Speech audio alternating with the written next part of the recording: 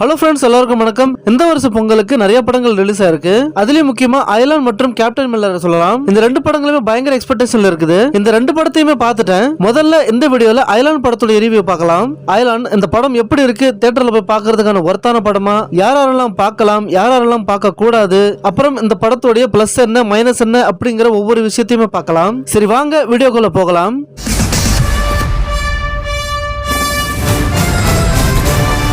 இந்த அயலான் படத்தை பாத்தீங்கன்னா கிட்டத்தட்ட 8 வருஷமா எடுத்துக்கிட்டு இருக்காங்க. இந்த படம் 2016 கிட்ட ரிலீஸ் ஆக வேண்டிய ஒரு படம். ஆனா அந்த படத்தோட பட்ஜெட் காரணமாக ரொம்ப நாளா பெண்டிங்ல வச்சிருந்தாங்க.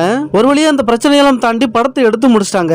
ஆனா அதுக்கப்புறம் VFX இம்ப்ரூவ் பண்ணணும்னு சொல்லிட்டு கிட்டத்தட்ட பல வருஷமா இந்த படம் அப்படியே கடந்துருச்சு. உண்மையாலுமே இந்த படத்தோட டைரக்டர் ஆர் ரவிக்குமார் அவர்களை கண்டிப்பா பாராட்டி ஆகணும். ஏன்னா அவர் நினைச்சிருந்தா எப்பயும் அந்த படத்தை விட்டுட்டு போயிருக்கலாம். ஏன்னா அந்த படத்துடைய ஹீரோவான சிவகார்த்திகேயன் அவர்களே இந்த படத்தை ஓரமா வச்சுட்டு ஏகப்பட்ட படங்களை நடிச்சிட்டாரு. அது மட்டும் இல்லாம இந்த படத்துடைய ப்ரொடியூசர் 2-3 படங்களை தயாரிச்சிட்டாரு. ஆனா டைரக்டர் ரவிக்குமார் வச்சக்கால பின் வாங்காம கடைசி வரைக்கும் இருந்து இந்த படத்தை பண்ணி முடிச்சிருக்காரு. இந்த அயலான் படத்துல இவருடைய ஹார்ட் ஒர்க் தான் ரொம்பவே அதிகமா இருக்கு. கண்டிப்பா இந்த படத்துக்கு முதல் மற்றும் மிகப்பெரிய பிளஸ் இருக்கிறது இந்த படத்துடைய டைரக்டர் தான். இந்த படம் ஆரம்பிக்கும் போது ஒரு பட்ஜெட்ல இருந்தது. அதுக்கப்புறம் கொஞ்சம் கொஞ்சமா பட்ஜெட்டை ஏத்த ஆரம்பிச்சாங்க. அப்புறம் ஒரு கட்டத்துல இந்த படத்துடைய பட்ஜெட் ரொம்பவே அதிகமானதால இந்த படத்தை அப்படியே டீல்ல விட்டுட்டாங்க. சத்தியமா இவர் இடத்துல வேற எந்த டைரக்டர் இருந்திருந்தாலும் கண்டிப்பா இந்த படத்தை கைவிட்டிருப்பாங்க. ஆனா இவர் இந்த படத்துல கையை வச்சுட்டோம் அப்படிங்கிற ஒரு காரணத்துக்காக முழுசா 100% இந்த படத்தை முடிச்சு கொடுத்திருக்காரு. நிச்சயமா இது பாராட்டக்கூடிய ஒரு விஷயம் தான். மனுஷனோட கிரியேஷன் இல்ல, gift of nature. Definitely not an earth-based life form. Sivakarthikeyan அவர்களை பத்தி ஒரு வார்த்தை சொல்லணும்னா, இவருக்கு முன்னாடி ஏகப்பட்ட நடிகர்கள் தமிழ் சினிமால வந்துட்டு போயிருக்காங்க. ஆனா அவங்க எல்லாருமே ஒரே விதமான படங்களை தான் ட்ரை பண்ணிருக்காங்க. உண்மையை சொல்லணும்னா யாருமே ரிஸ்க் எடுக்க தயாரா இல்ல.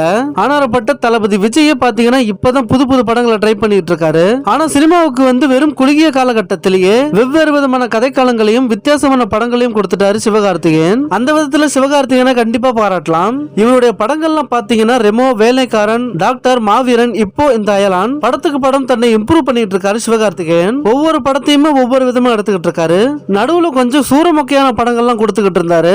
அது ஒரு பக்கம் இருந்தாலும் இந்த மாதிரி வித்தியாசமான கதைக்காரங்களை கொண்டு படமும் பண்ணிட்டு இருக்காரு. உலகநாயகன் கமல்ஹாசன், சியான், விக்ரம் மற்றும் தனுஷ் இவங்க 3 பேரையுமே தவிர்த்து வித்தியாசமான படங்களை கொடுக்கறதுன்னு பாத்தீங்கன்னா சிவகார்த்திகேயன் தான். கிட்டத்தட்ட சூர்யா அவர்களை மாதிரி சொல்லலாம். கமர்ஷியல் படங்களையும் சரி வித்தியாசமான படங்களையும் சரி கொடுக்கணும். அதுதான் ஒரு நல்ல நடிகனுக்கும் அழகு. அந்த விதத்துல சிவகார்த்திகேயன் அவர்களை கண்டிப்பா பாராட்டலாம்.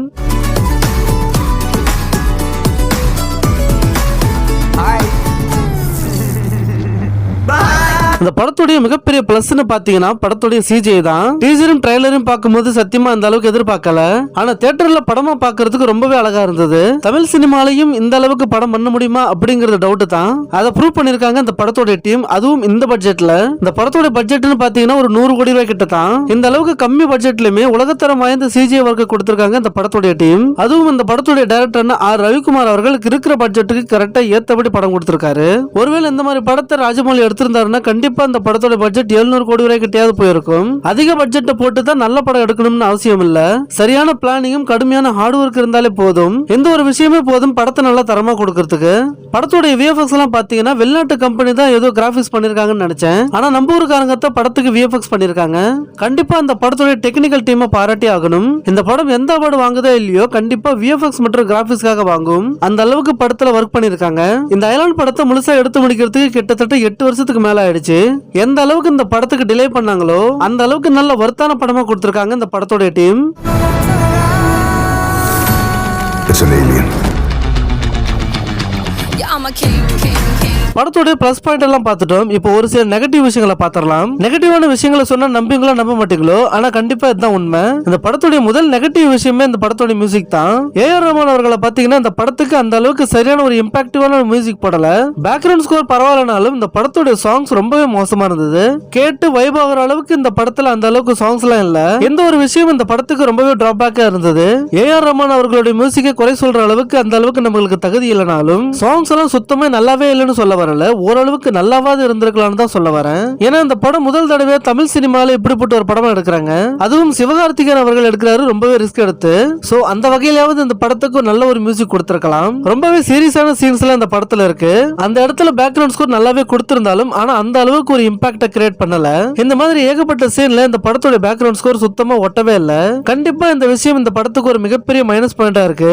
அடுத்தது இந்த படத்தோட மைனஸ் பாயிண்ட் சொன்னா இந்த படத்தோட செகண்ட் ஹாஃப்ல கொஞ்சம் லேக் இருக்கு. இந்த படத்துல லேக் இருந்தாலும் காமெடி மற்றும் ஆக்ஷன் சீன்ஸ் எல்லாம் நம்மள போர் அடிக்காம வச்சிருக்கும். இதை தவிர்த்து வேற எந்த ஒரு பெரிய மைனஸும் இந்த படத்துல இல்ல. ஏய் யாரா ஏலியன்? நீ ஏலியன், உங்க அப்பா ஏலியன், உங்க ஆத்தா ஏலியன். வாட் என்ன ஏலியன் சொன்ன? மனுஷனா மாறிடும் பாத்துக்கோ. சோ ஓவராலா பாத்தீங்கன்னா கண்டிப்பா இந்த படத்தை தியேட்டர்ல ஃபேமிலியோட போய் பார்க்கலாம். ஏன்னா இந்த படத்துல எந்த ஒரு வல்கரான சீனும் கிடையாது, முகம் சுளிக்கிற அளவுக்கு எந்த ஒரு காட்சிகளும் கிடையாது. முழுக்க முழுக்க குழந்தைகளுக்காகவும் ஃபேமிலி ஆடியன்ஸ்க்காகவும் எடுக்கப்பட்ட படம் தான் இந்த அயலான். சோ இந்த பொங்கலுக்கு இந்த அயலான் ஒரு தரமான படமா இருக்கும். எந்த ஒரு பெரிய எதிர்பார்ப்பும் இல்லாம இந்த படத்துக்கு போனீங்கன்னா உங்களை நல்லாவே சாட்டிஸ்ஃபை பண்ணும் இந்த அயலான் படம். தமிழ் சினிமாலன்னு பாத்தீங்கன்னா இந்த மாதிரி படங்கள் வந்ததில்ல. இந்த மாதிரி படங்களுக்கு மக்களாகி நம்ம சப்போர்ட் பண்ணாதான் தமிழ் சினிமால இந்த மாதிரி நல்ல படங்கள் வரும். சோ அவ்வளவுதாங்க இந்த வீடியோல. நீங்க அயலான் படத்தை பாத்துட்டீங்களா அப்படிங்கறத கமெண்ட்ல சொல்லுங்க. எந்த வீடியோ பிடிச்சிருந்தா லைக் பண்ணி ஷேர் பண்ணுங்க, முக்கியமா சப்ஸ்கிரைப் பண்ணிருங்க. உங்களை வேற ஒரு வீடியோல சந்திக்கிறேன். until then take care, bye bye.